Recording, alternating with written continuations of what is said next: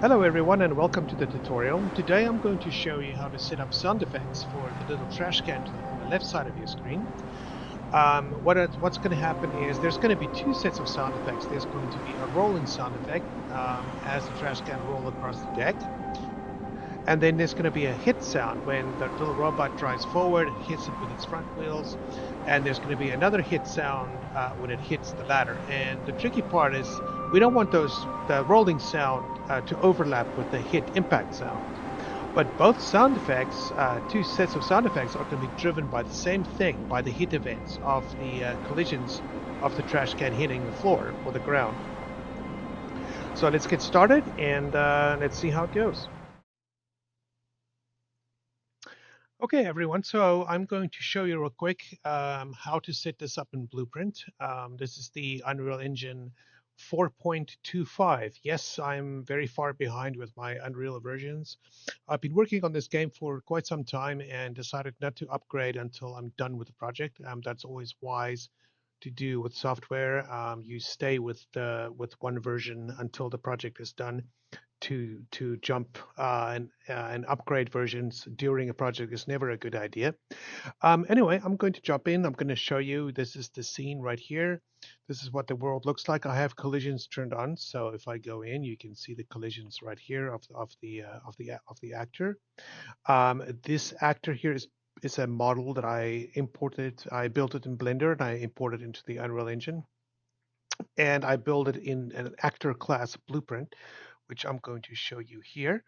This is what it looks like. I have the attenuation turned on for the sound effects here, so you can see how wide. You can see the inner circle, and you can see the inner radius, and you can see the outer radius. That's the fall off right there, and this inner radius is where the sound stays consistent in all directions. Let's start with the model. So here we have the model itself. Um, this is your standard trash can, if you would. And I'm going to quickly show you. I have the light map resolution. The minimum is at 64, and then the light map resolution is at 128. And then I have a physics material here. And then I basically have a custom collision set up. And I chose physics body. And then everything is blocked except for the follow camera so that the camera doesn't bounce in and out if I move the follow camera over it or behind it, looking back at the play character. And that's pretty much standard there. And then I built it in Blueprint. This is an actor class blueprint. So I'm going to show you how to set this up real quick.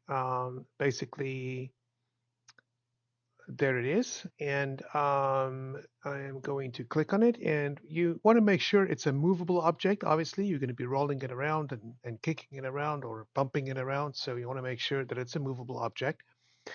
And then come down here. You want to enable physics. You want to make sure gravity is enabled. And then down here, very, very important, you want to simulate or generate hit events. That's very, very important. Overlap events is important too. Again, your physics material is right there. And then your collision is set at custom and set as a physics body. And the same thing here, down here, your follow camera is freed up to move behind the object, or so you can, yeah, the camera is not being affected by the collisions of the actor, so it doesn't bounce in and out. That's very annoying. All right, so I think that's everything there. So we're gonna go into, oh, I can show you this. This is that's the rolling and hit sound effects. Those are basically two audio components that I have set up in there. They're not, they're more or less, I just set them up in the center or close to the center of the object. I'm not going to do line traces or anything fancy to do, to get the sound effect to come from a very specific point. The object's very small, so just in the center is fine for now. Then I use the same attenuation for both sound effects. So again, the inner radius is the consistent sound volume, and then the fall off is right there on the outside. Okay, we're going to go on to the node graph. And here you have an event begin play, and the rolling sound is looped. So you just start to play. It starts to play when the game initializes, when it starts up, and that'll play. You won't hear it because there is a volume multiplier that is working down here. I'll explain that in just a minute. Then here we have uncomponent hit. So if you click on the actor and you go down here, you'll see right there, click on view, and there is your uncomponent hit. So when anything hits the actor, its collisions, then you will hear the both sound effects. You will hear both the impact sound, the effect sound of it hitting something or something hitting it, and you will also hear the rolling sound, and that is both determined by the forward vector or the forward velocity of the object. So here I did some vector math just to separate the two sounds. So you won't hear both at the same time, but both are driven by hit events, which is the its collisions hitting the floor, which it's rolling across. So down here where it says hit, you basically right click on that, where you drag it out actually, and then you do a break. You break it open. And then here where it says the impact normal, Z, uh, you will see impact normal up here with the yellow struct bin. You right click on that and you split it open and you will find the Z axis. You come out from there and then you do a nearly equal. I find that this node works really well. I tried an equal, but that one did not work very well for some reason. I find that the nearly equal with an error tolerance of zero point 0.1 works really well. And you want to make it nearly equal to a float that is clamped between the minimum of -1 and the maximum of 0.85.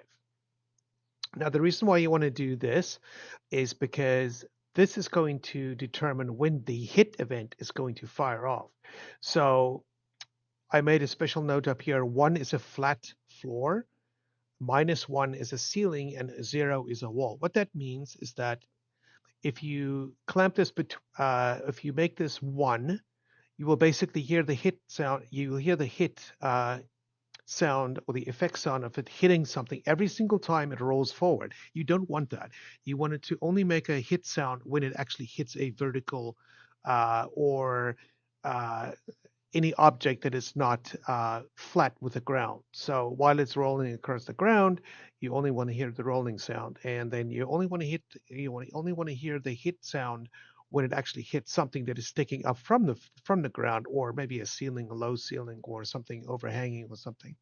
So you want to also make sure that your zero point 0.1, if you add that to 0.85, that it does not come up all the way to 1. You want to land just below 1. You don't want to go all the way to 1. And then, of course, your minimum is -1. -1 would be a ceiling. So the angle of the hit event can be anywhere, but starting at -1, but it has to land just below 1. If it lands at 1, then you will hear the sound going over the rolling sound, which is not what you want. Okay, hopefully that makes sense.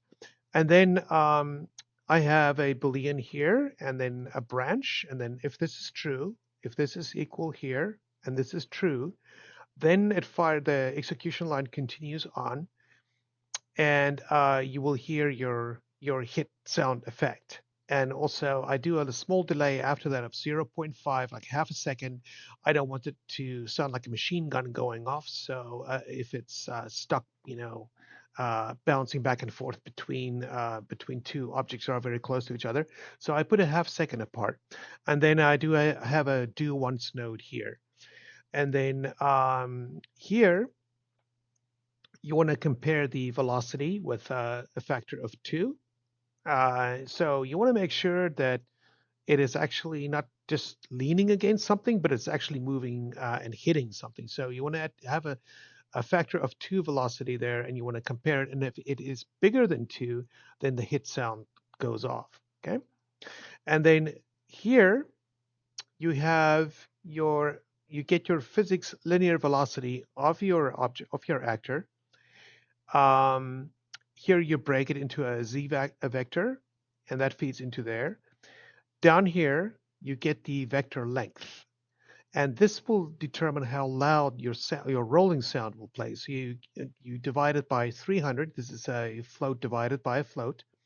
You feed it in there, and you divide it by 300. So the faster it rolls, the louder the sound of the rolling effect would be, of the rolling sound effect would be. And basically, this is where you set your volume multiplier for your rolling sound effect. So that's how that works. Hopefully that is clear, and let's move on to the next section.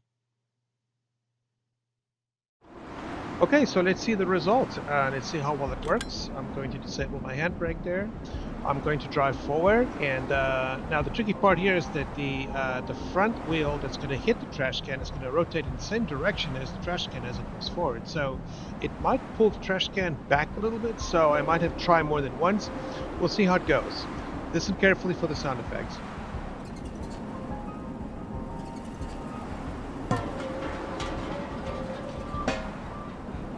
There you go. That worked really well. Two sound effects separated.